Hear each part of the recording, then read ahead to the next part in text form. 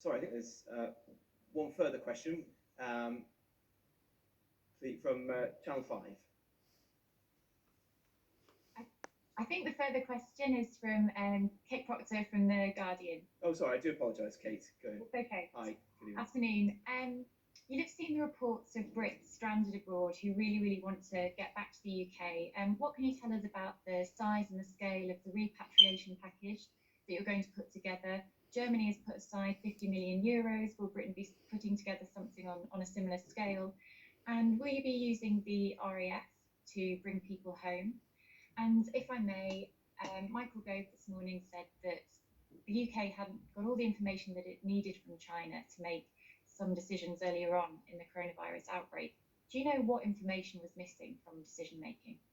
Well, thank you, Kate. Well, firstly, with respect to British citizens overseas, we have and take seriously our responsibility to protect our nationals wherever they are in the world. That's a top priority for the government, and the Foreign Secretary has been working extremely hard with British missions all over the world to try to bring those citizens back to the UK. And he spent this weekend speaking with his counterparts in a range of countries where there are citizens who we want to get back safely to the UK as soon as possible. We've advised British citizens abroad to come back to the UK whilst there are still commercial flights available. That isn't the case in all countries, but it is in many.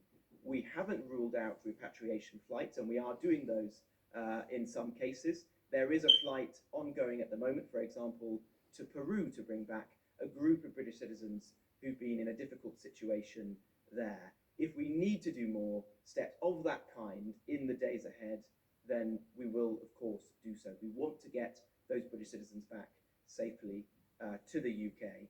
With respect to the international picture more generally, well, the UK is leading the international efforts. This is a global pandemic, and we want to play our part to the full. The Prime Minister has been speaking to his counterparts from the G7 and the G20.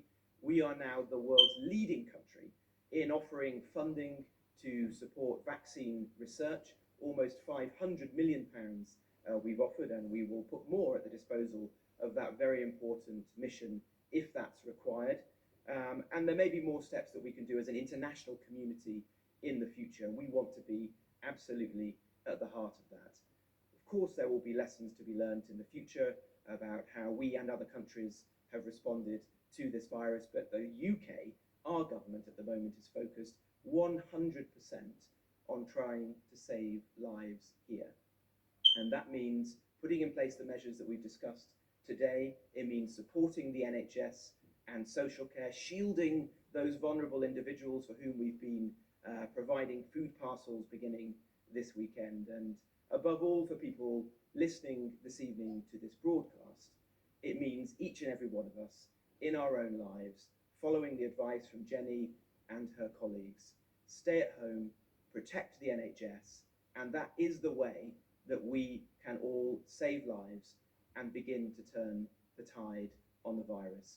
So thank you, Jenny, for joining us this evening, and thank you very much indeed, everybody, for watching at home.